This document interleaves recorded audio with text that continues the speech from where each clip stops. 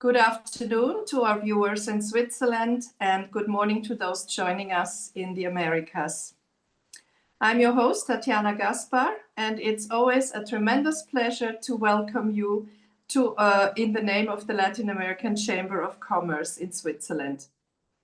Today's webinar, Latin America's Next Growth Wave, focuses on the work of CIFI, an organization based in Panama that aims at facilitating the bridging of the financing gap, particularly in the domain of infrastructure and renewable energy for the middle market. I'm delighted to introduce our two distinguished speakers from CIFI. Maybe you had the opportunity to watch their videos on our LinkedIn site. Andreas Eckenberg, Chairman of the Board, and Carla Chismar, Head of ESG. A warm welcome to you both. Thank you. Before we begin, a quick word on the procedure for our viewers, some of whom are first-timers with us. The webinar is recorded and later uploaded to our YouTube channel, LATCAM Switzerland. After Andreas and Carla finish their presentations, there will be a Q&A session for the audience. Please write your questions in the Q&A section at the bottom so that I can pick them up by order. You can, of course, submit them anonymously if you wish. And now, Carla, I believe you want to start. So the virtual floor is yours. Go ahead, please. Thank you, Tatiana, and thank you everyone for joining us. I hope you enjoyed the webinar. So I want to start this presentation with talking about the opportunity, the massive opportunity that we see for Latin America. As you can see, if we want to meet the SDGs by 2030, the IDB has made a study that shows that the financing need for Latin America is a whooping $2,220,000,000 by 2030. That's a very relevant number. And what's at stake is a 2.5 average loss in the GDP if there is no infrastructure investment as we predicted before. So this gap in Latin America turns into a great opportunity when we consider that 59% of this number should be invested in new infrastructure, only to meet the basic needs of the population, the growing population. And another 41% should be devoted to replacing and maintaining existing and aging infrastructure. And this demand is not the same for every sector. We're covering here the most relevant ones, which is water and sanitation, electricity, telecommunications, and transportation. If we think about water and sanitation, essential, it's not only access, it's also the lack of appropriate infrastructure and resilient infrastructure. So in terms of water and sanitation, we're talking about that 0.50% of the regional GDP should be devoted only to this sector around the region. When we think about electricity, this number jumps to 0.81%. But once we take a look at transportation, it's even more relevant. It's 1.37%. And thinking about transportation, which is kind of behind also in terms when we compare it with electricity, transportation talks about roads, connectivity, airports, and urban mass transit. And this urban mass transit has another challenge, which has to also transit to a low carbon emission transportation. So that adds another layer of investments and complexity to be met.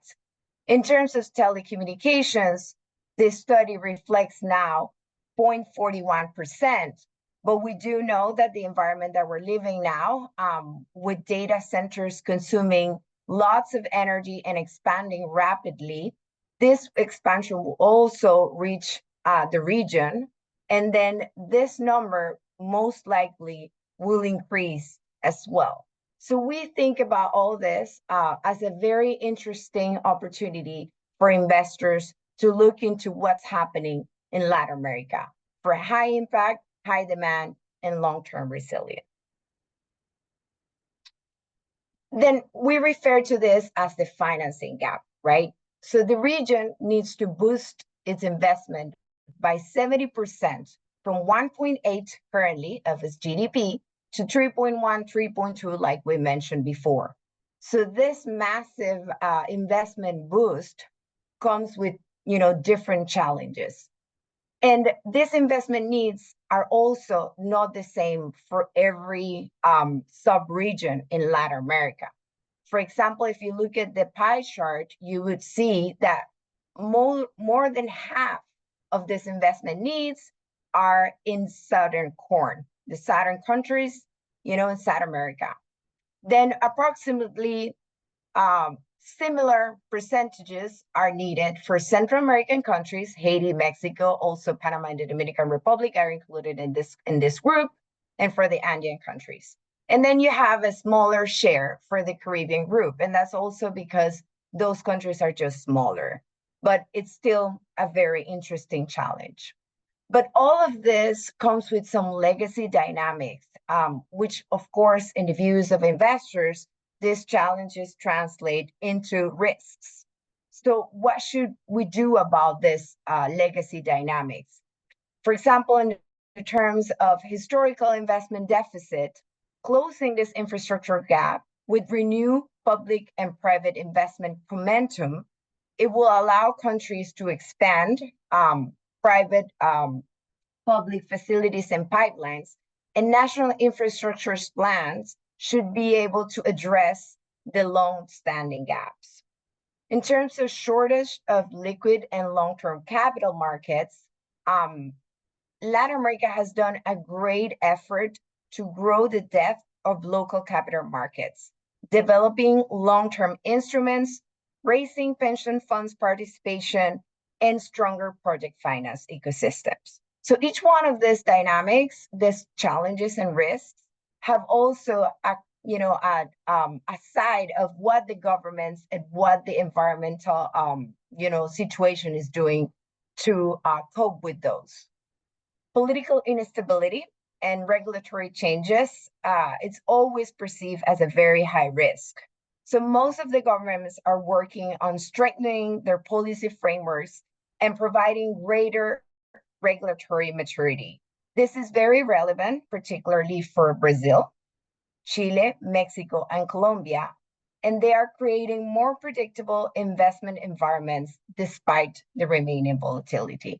And this is a growing trend that will, take place in the next following years. All of the countries are working on the regulations to provide the right environment for private investors to come. So one of the other key aspects of this is that some of the projects have issues with technical, financial, legal, and environmental and social concerns, or they don't have enough studies, or they're not robust enough. And so for that challenge, having better project preparation and bankability standards is key.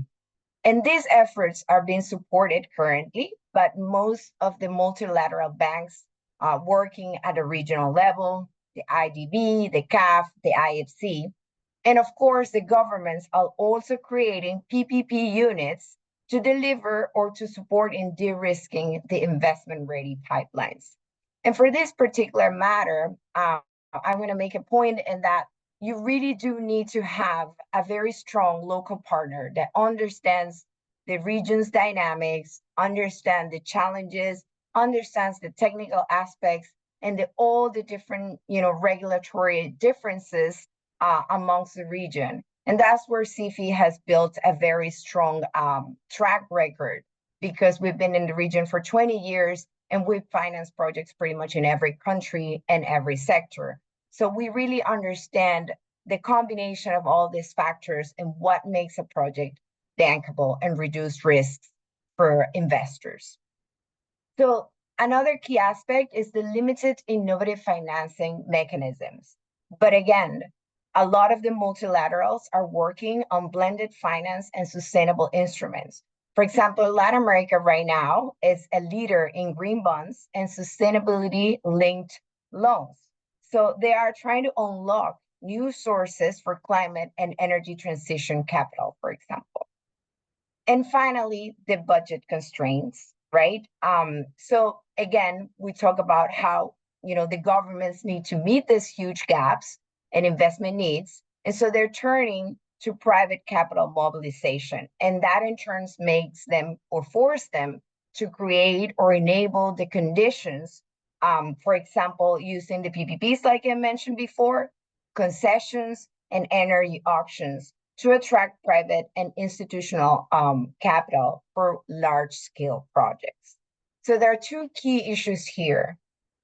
The financing gap is too much to be absorbed by the governments, so they have to create the conditions for private capital flows to reach the region and use blended finance along with private capital to be able to close this funding gap.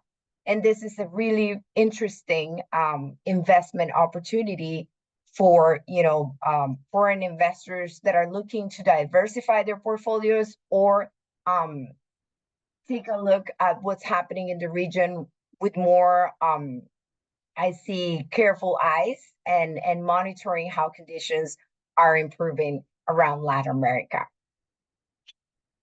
So now let's talk about why now, right? So it's very important to understand, and we all know the global situation is especially complex in this moment. So Latin America is becoming an strategic alternative to other emerging markets. And there are several reasons why this is happening right now and why momentum is relevant. So several macroeconomic trends are stabilizing or have been stabilizing over the past few years, and that is drawing strong foreign direct investment flows to the region, particularly signaling global investors that redeploying capital to the region makes it easier to syndicate deals, and there's also an opportunity to exit via secondary buyers. So lower risk premiums, more capital availability, and smoother exit options is something that is very interesting right now. Again, another key point is the nearshoring boom. So lots of the different key players are looking to shift their supply chains closer to the US market, and this isn't new. So estimates indicate that nearshoring could add tens of billions of dollars a year in extra exports to the region. This is relevant for logistics, industrial parks, cold chains, and cross-border transport projects. In addition to that, looking at the energy transition, it's accelerating really fast in the region. For example, only in 2024, around 185 billion were invested in energy, and this trend is expected to continue to grow. Latin America, with all the geopolitical realignment that we're seeing, is becoming a strategic alternative to Asia. And that means billions of dollars in public and private capital inflows and fast growing demand, like I mentioned, for logistics, energy, transport, and everything related to the digital infrastructure. In the recent years, US imports from China fell around 20%, and this is in the last 5 years, while Mexico, on the other side, became the #1 US trading partner in 2023 and 2024 for the US. Of course, we know conditions are even more delicate today, but this is a very clear indication that this realignment is shifting from a China-centric supply chain to a more diversified pool of supply chain. And if we think about the other additional important facts about the region, for example, looking into strategic minerals and global food security, Chile and Peru alone produce around 40% of the global copper. and Argentina is number 4th in lithium reserves. These are very strategic minerals, particularly for the energy transition. And so it's very important that they remain an active player and enabling conditions for investors. In addition to that, Brazil and Argentina, for example, are top soy and corn exporters. Latin America only produces 16% of the global agriculture exports. This is very interesting for an investor's perspective. In terms of modernization of our infrastructure, which is already happening, this is driving a lot of competitiveness amongst the different players. And there's a very important final point that I want to make, and it's the demographic advantage. Currently, there's approximately 332 million adults in the workforce that are young, and this is going to continue growing. And when we think of this, most of this workforce is concentrated in cities, which in turn support urban infrastructure, housing, and services demand. There is a loop. This workforce is available for construction and operation, but they also consume and need the basic services that infrastructure should be providing in big cities. So let's look a little bit more about, considering all of what we discussed before, why sustainability is important or is driving this growth. Despite all the noise that we hear about, greenwashing and anti-ESG, there is a very important point today. ESG is no longer considered charity or philanthropy or good or nice to have. ESG is now commercial. You've seen it in numbers. So different from previous cycles, sustainability is now central to the implementation of projects. Around 60% of the regional electricity in Latin America is already coming from renewables, while the global average is around 30%. So we are ahead of the game, if you want to think about it. And also, there is very interesting to think that Latin America is considered one of the world's most climate exposed regions. So the countries have pledged very important commitments under the Paris Agreement. Those commitments to be met obviously need investment. And energy is one of the key aspects that most of the countries are pledging to transition towards a low carbon energy matrix. In addition to that, the IDB estimates that around 50 billion per year is needed for water security and resilient transport in climate-proof cities. So climate-proof cities bring a significant amount of different types of infrastructure projects in terms not only about energy or energy efficiency, but there are other considerations like, adaptation towards, moving cities, drainage, protection for seawater rising, and other additional components that need to be in place to make sure that the region can be resilient to climate change. Latin America holds about 50% of the world's biodiversity. And this is a huge opportunity for carbon markets and natural capital. Why? Because these represent new revenue streams that didn't exist before. I know the US is now shifting from this, but the European countries continue to push for carbon border taxes. And large companies need low carbon supply chains. In this regard, Mexico, Brazil, and Chile, for example, are positioning themselves as clean manufacturing hubs.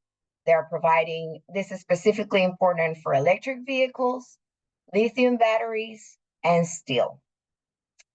In terms of the 50% of the world's biodiversity and the nature-based carbon finance opportunities, there are things that are happening right now, for example, combining reforestation with blue carbon or blue bonds. Brazil and Colombia now are regulating carbon markets, providing further insurance for investors that if they pursue this, there will be, a regulated market to protect their investments and to ensure that those carbon stocks are indeed preserved. So there is a very interesting investor upside because blended infrastructure and nature investments, such as hydropower plus forestry offsets, for example, or green ports combined with mangrove buffers, provide global off-takers, large companies such as Amazon, Walmart, Tesla, and Nestle, who are committed to a zero carbon supply chain in Latin America, can take advantage of such projects to build additional revenue streams and continue to meet their net zero targets. So there is a global interest in finding and financing responsible projects and growing opportunities for this sector. So at this point, like I said before, having ESG components or a sustainability component is no longer just a nice to have or the responsible thing to do. There's also a very interesting business opportunity behind it. And I just wanted to make a very quick zoom in into how ready are we at the regional level for the energy transition. We saw before that we have a very high percentage, 60% of our energy matrix combined at the regional level is renewable energy. And so this market has, both challenges and opportunities. I mentioned the potential, I mentioned the capacity, I mentioned the high share in the power matrix, the diversify opportunities for different types and opportunities for energy sources. There's also the strong biofuel use already in place by regulated markets, for example, Brazil, with minimum percentages of biofuels by law. I talked about the critical minerals reserves. I talked also about the potential for exporting capacity, not only outside the region, but also in between the countries.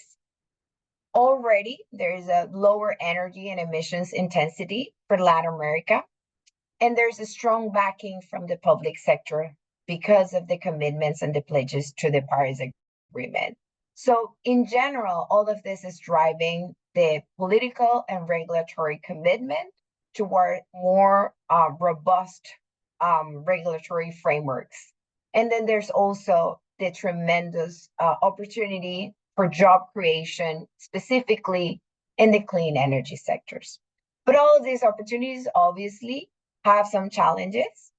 For example, exposure to climate volatility, to fossil fuel price volatility. There's some fragmentation and inconsistent regulation that needs to be worked on.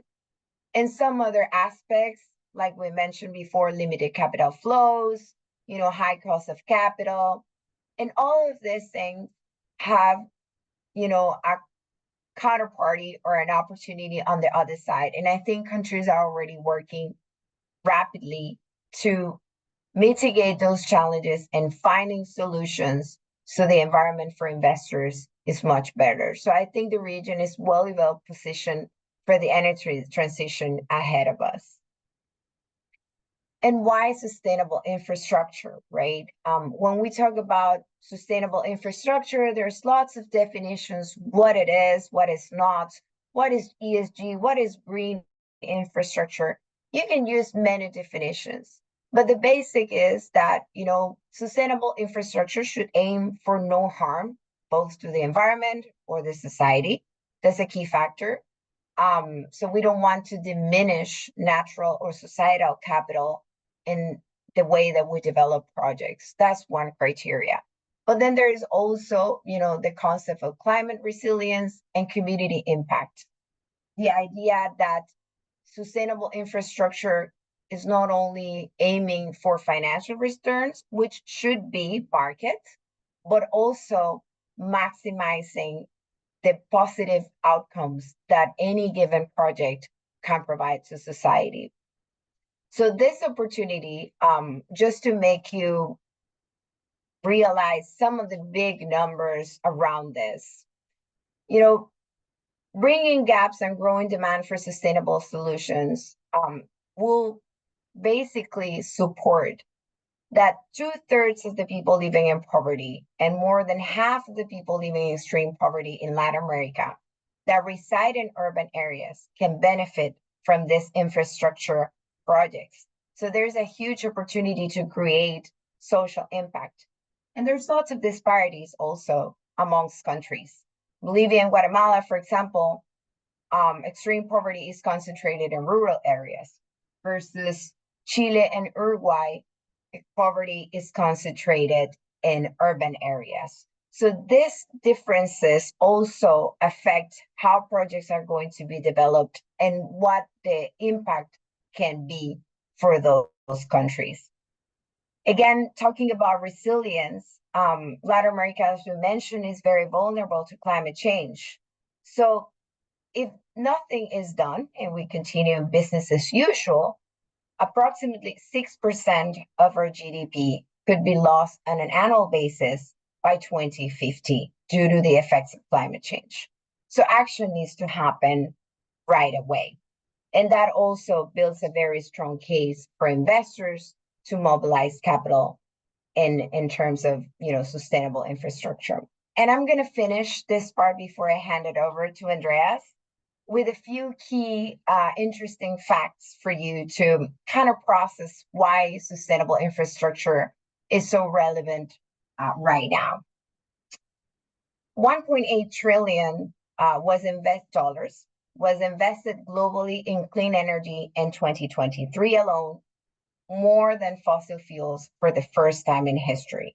This is a trend that will not go back, regardless of what we're seeing, the noise around trying to bring back fossil fuels. 70% of Article 8 and 9 committed funds in Europe report difficulty finding credible impact assets. So that means the demand exceeds the supply. Finding the right projects is key. There's a 7 trillion per year invested needed globally to meet the net zero goals. And currently that investment is around 50%. So there's ample opportunity for growth. Infrastructure and real assets as an asset class, infrastructure now represents between 25 and 30% of institutional portfolios due to their inflation protection and the yield stability. So that's a very relevant number that sustains why infrastructure, and especially sustainable infrastructure, is creating more and more interest amongst asset managers. 90% of the global GDP is now under net zero commitments. So this means driving long-term demand for green investments. Again, the trend is not going away. ESG assets, for example, reached 33 million by 2026, and that is 21% of total global assets under management, and they continue to grow. Energy storage markets, batteries, is expected to grow at tenfold only by 2030. That's 5 years from now. And that will create $100 billion investment class only in one sector within energy. And again, climate tech venture capital investments surpassed 50 billion in 2024. So all of these facts that I just mentioned to you are a very clear sign that sustainable infrastructure, green infrastructure, climate resilient infrastructure, or impact investments are going to continue to grow, and ample opportunities in multiple sectors and cross-cutting sectors will continue to provide opportunities for investors, and Latin America is well prepared to absorb that. And now I hand it over to Andreas. Thank you very much, Carla, and thank you, Tatiana, and the whole LATCAM for the invitation. It's a great pleasure to be here, and thank you, Carla, for the first part of the presentation. We deliberately began warm with the sustainable aspects, and now my turn is more on the financial return aspects. But I think both go hand in hand, and I think it's very important that Swiss and European investors are aware of these opportunities that are there, no? And that are there in a region which has been attractive for a long time, and which now increasingly gets structured also on this asset class infrastructure, which probably in the past hasn't reached the same degree of appetite than others, and wrongly so. And why wrongly so? Well, first of all, I think infrastructure generates stable long-term cash flows and predictable long-term cash flows, because most of the projects are kind of linked to long-term agreements, be it offtake agreements in the sense of energy power purchase agreements, or other terms of long-term agreements that predict or that enhance predictability, which is something investors nowadays in volatile times definitely look. But not only is it predictable, it's also inflation linked. So most of these PPAs or other offtake contracts have an inflation linked adjustment in the annual price. So you factor that in to a certain degree, again, granting stability for the investor. And obviously, given the two previous elements, it's no surprise that infrastructure investments show lower volatility than plain vanilla equities in emerging markets. No, normal equities, obviously, in a downturn like we have seen over the past 30 years, we have had cycles, but obviously the downturn of normal equities have been much rougher, or the valleys they have fallen into have been much rougher than infrastructure investments, for the reasons mentioned before. And I really think infrastructure provides essential services, be it energy, be it water, be it sanitation, be it even schooling, if you look at it from a social point of view, be it access. So I think there's demand which is not based on luxury trends. There's demands on goods that are provided by infrastructure that are just underlying for every functioning of every society. So it is a stable bet to look after infrastructure investments. And obviously there's a strong downside protection via real assets. Now there's something tangible. I mean, you can touch a wind farm and a solar panel and a road and a port and the hospital. No, so it is real asset which has strong protections. And again, I think today modern infrastructure is not only what we thought it was, like roads and highways and ports. It's definitely renewable energy. It's digital. It's mobility. It's electrification. We'll see on a few slides ahead the importance of energy storage. Carla has mentioned that already before, and we'll come to that. So right now, infrastructure is everything which eases the life of the people in Latin America and the markets we operate in.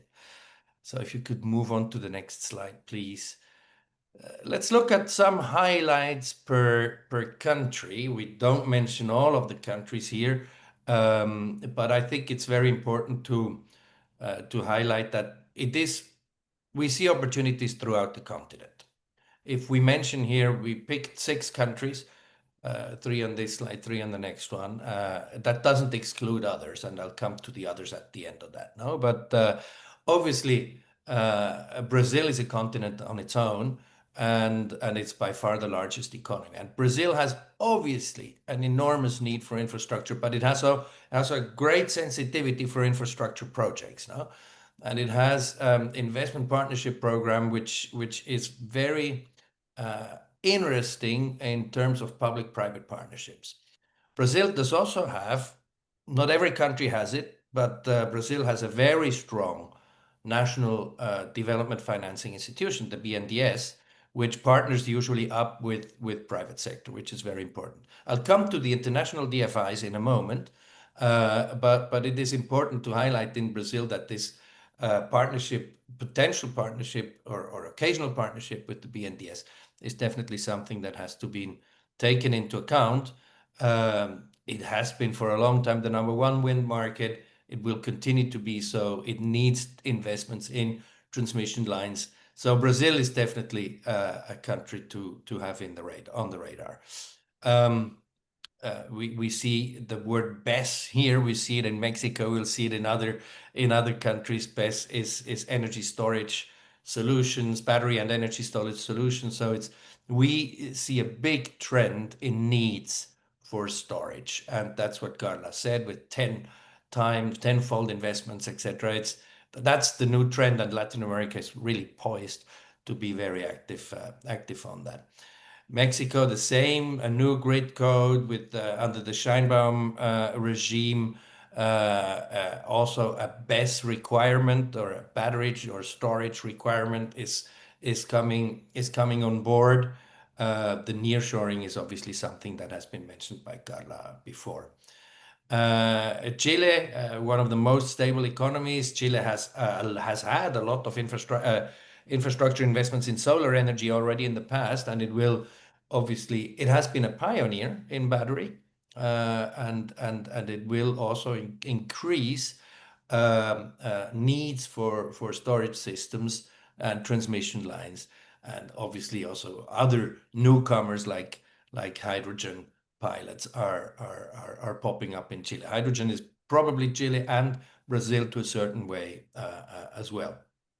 If we can move to the next slide, please. Then we picked a small country, probably representative for the whole Central American Caribbean region, but Dominican Republic is really booming, and the government is taking a very strategic approach to the energy sector. We see in the Dominican a good regulatory framework, and we see a lot of appetite for infrastructure, and we simply see a lot of compared to the size of the country, we see a lot of direct foreign investment flowing to the Dominican right now. So there are tenders, there's activity, and I would like to highlight Dominican Republic in particular, but also kind of as of a model for other similar-sized countries. Now we see infrastructure investments in Panama. We recently had a large LNG investment. We see energy deficits in Guatemala right now. Also, we see in Guatemala a lot of money flowing into Guatemala because of the energy deficit that we see there. And then more in the southern area, we didn't mention Bolivia. Bolivia has come out of a political kind of it used to be a bit neglected, and they just had elections. So Bolivia is not on these slides, but they just had elections, and everybody in the election campaign, every candidate was really highlighting on the lithium reserves Chile has. And when we speak about energy storage, then obviously lithium reserves play an important role. Now, Colombia is a bit of a different infrastructure kind of highlight. Yes, there are green strategies. Yes, there are infrastructure investments, and I think Colombia has a great potential. However, Colombia is also probably right now, I mean, there's always an opportunity, Colombia is right now probably the country which has probably made the least progress on renewables, with the exception of traditional hydro.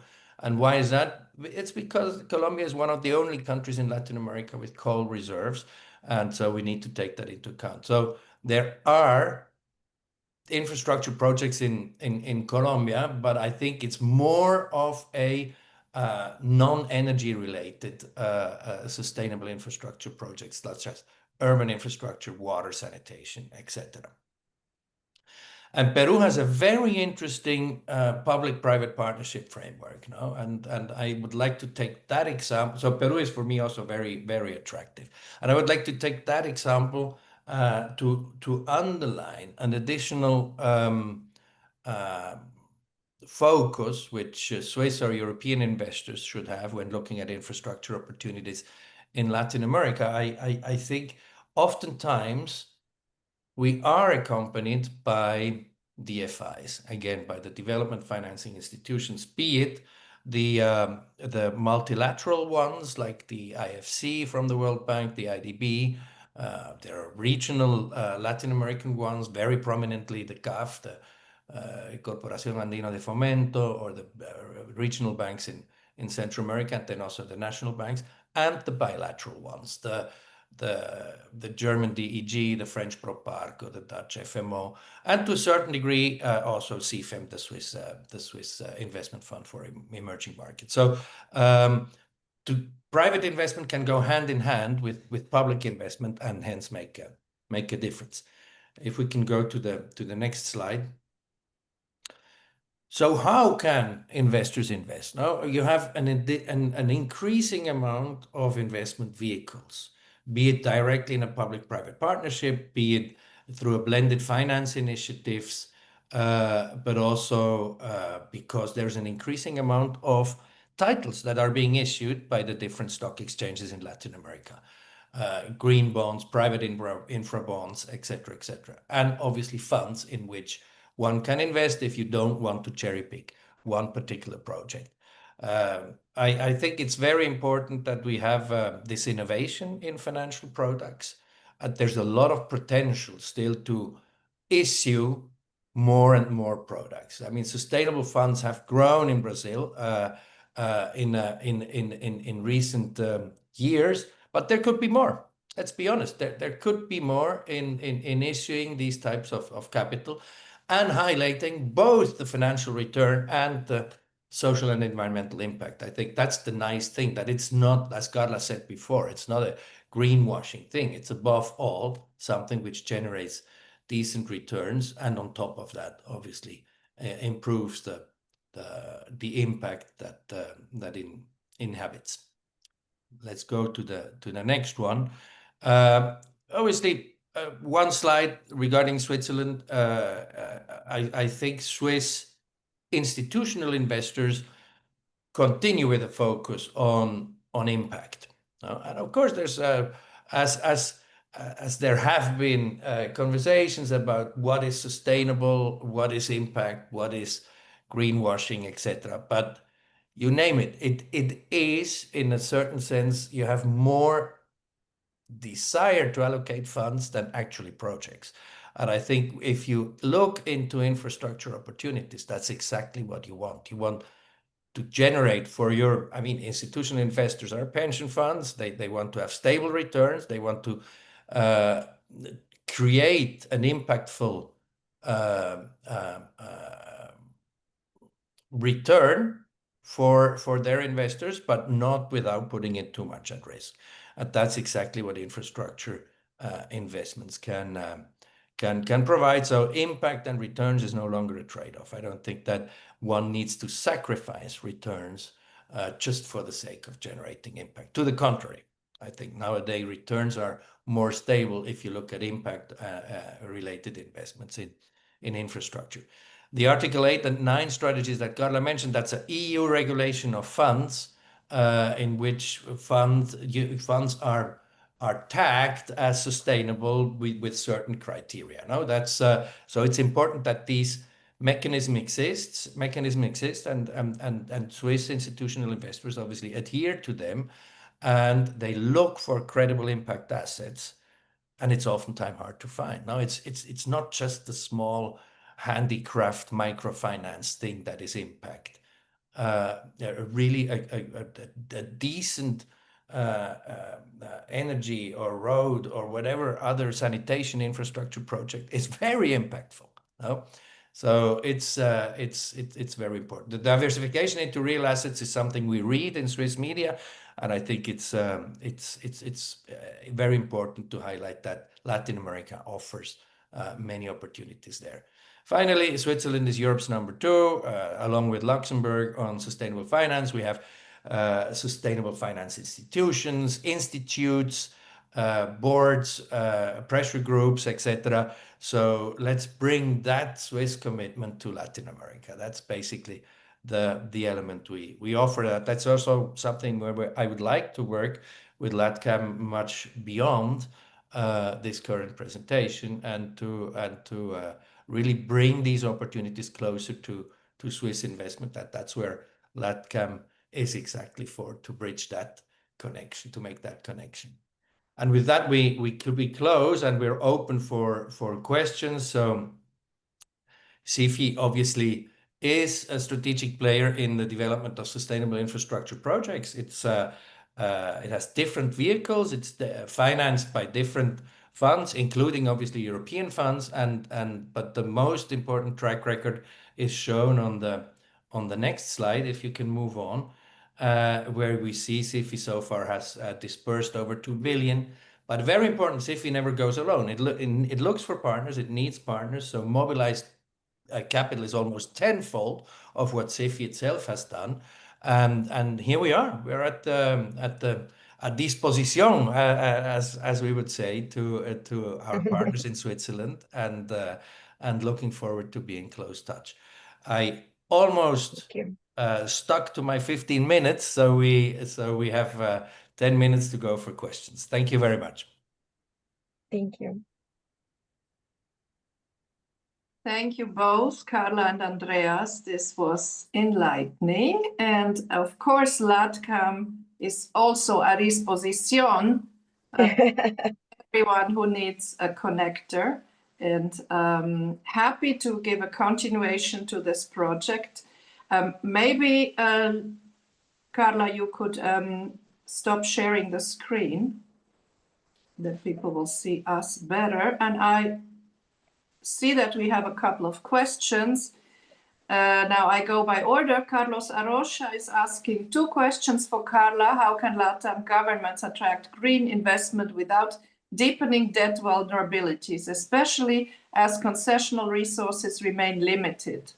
And second question, Carla said that LATAM leads in green bond issuance, but I thought EMEA had about 60% of global share. Or did I misunderstand Carla's claim? No, I'm going to start with the first question. And I think it's very interesting. Like I mentioned before, the governments need to make an effort to provide the appropriate conditions to attract these funds. Obviously, concessional funds are, very competitive, and there are regions in emerging markets and other regions around the world that are also competing for these concessional funds. So what will make the difference is definitely how countries can provide the appropriate conditions, and also improve regulation, and try to clear the way, in a sense that avoid or prevent greenwashing. This is very important. And to build projects that are aligned with, national priorities. Because a lot of this concessional funding, a lot of this multilateral mandates are focused on creating, the right conditions for societies to meet, their basic needs, and, to meet the sustainable development goals, or to meet climate goals. So for this to happen, the projects need to be properly designed, developed, and structured, and regulated in a way that gives, the appropriate conditions, both for, concessional funds to be combined with financial, private capitals, but also provide additionality, which is very important for these institutions, which means that without their concessional funds, this project wouldn't exist. So there has to be a very strong case in the way that the projects are designed and implemented. So I hope that helps respond the first one. And regarding green bonds, yes, we're not the first region, but we're definitely growing, and we're leading in a sense that, this is a market that is growing steadily in Latin America, and especially the sustainability link bonds. because of what I spoke about, the capital, the natural capital that we have in the region. So there are ample opportunities to, issue a bond that is linked to certain KPIs that will provide a premium or a reduction in the rates for whichever is in the lending side of that bond. And so there are many interesting things happening around the region, around green bonds. Definitely a market that still needs to be developed. And this is something, for example, if you've heard of the sustainability taxonomies. So several countries, I'm not going to say most countries, but several countries around the region are already working in aligning their sustainability taxonomy to provide or enable the right conditions for projects to be able to be considered and to meet the criteria to issue a green or a sustainable bond, for example. So I think Latin America will continue to grow, in part because, our capital markets are relatively small if we take out the big countries and still underdeveloped.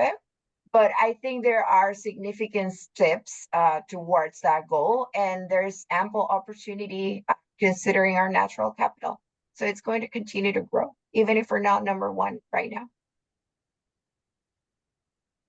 Thank you, Carla. Now we go to the next question from Linda Walker, our LATCAM president.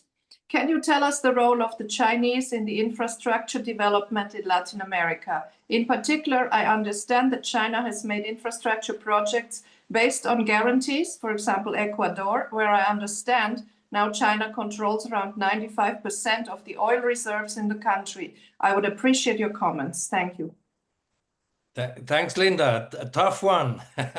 No, definitely, we cannot ignore the presence of China. No, I mean, China has become a player. We must also recognize that during certain decades, LATAM has not been the most attractive emerging market for Swiss or European investors, and even not for American investors. Now, Chinese presence in agriculture, and also countries then obviously taking precautions on that. In the infrastructure segment, I see it more in the public elements, or in those areas where you have SOEs meaning state-owned enterprises. That's where you refer to, probably because the oil in Ecuador is state-owned. CFI is more looking at opportunities in the private sector. No? So, but yes, China is present, as everyone is. I saw another question below about Middle East. Middle East is present as well, and so we are looking at the region in which globalized investors are showing interest, including Chinese, including Middle East investors, and hopefully increasingly again Swiss and European investors. Thank you, Andreas. Now, an anonymous viewer is asking, I'm investing in Switzerland with a company called Innova, but I have not seen any LATAM fund or company for sustainable investment. Is there any plan to connect some of those companies in Switzerland? Carla, maybe you can answer in more detail, but obviously we need to see